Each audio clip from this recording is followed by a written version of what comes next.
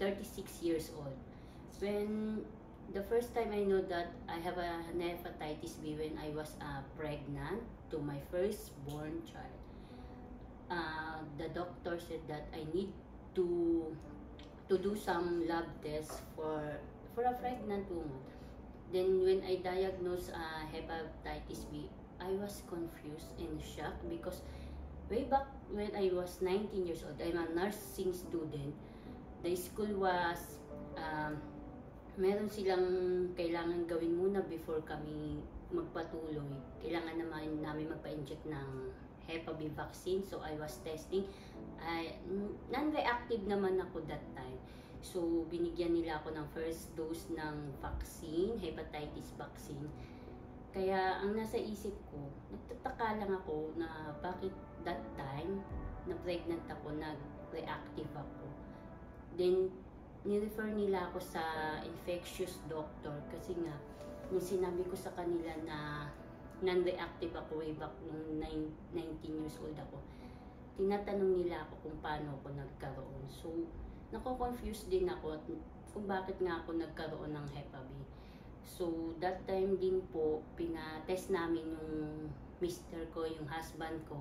Non-reactive din po siya. Kaya sa totoo lang, nung mga panahon na yun, talagang hindi po talaga ako makapaniwala. Tsaka iniisip ko kung saan ko po talaga nakuha yung sakit na yun.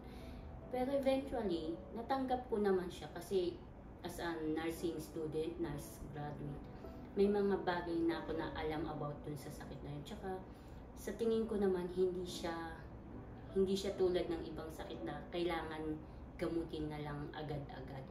So, ang nangyari po, sumali po ako sa Yellow Warrior Society. Then, they have a study, it was called Candle Study, na 5 years kaming ititest. 5 years yung laboratory, yung ultrasound namin. And lahat naman po, okay naman po lahat ng aking laboratory tsaka ultrasound. At pangalawa po, sabi naman din ng hepatology doctor na okay din po naman yung mga test sa akin. Wala pa naman po silang nakita sa akin na ano. So, sa totoo lang po, sa ngayon po, hindi ko naman po naranasan yung ma-discriminate sa trabaho kasi karamihan naman po naging trabaho ko is private nurse, naging call center po ako. So, hindi ko naman po kailangan magpa-test ng Hep B screening. Pero, syempre po, may mga ibang tao na kung i-discriminate yung mga katulad namin, kala po nila perfecto sila. Pero sa akin po, hindi ko na po sila pinapansin.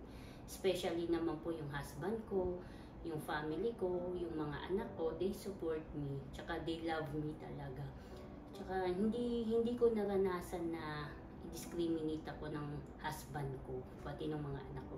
Especially sila, hindi sila reactive, non-reactive sila lahat. Tsaka happy na rin po ako dahil yung ganun po na malaman ko na hindi po sila reactive. Talagang napakalaking pasasalamat ko na rin po. At pangalawa po, siguro mapapayo ko lang po sa iba na sana hindi po nila kami i-discriminate, hindi po nila kami, huwag po nila kaming tignan na parang akala po nila napaka-dumi na namin.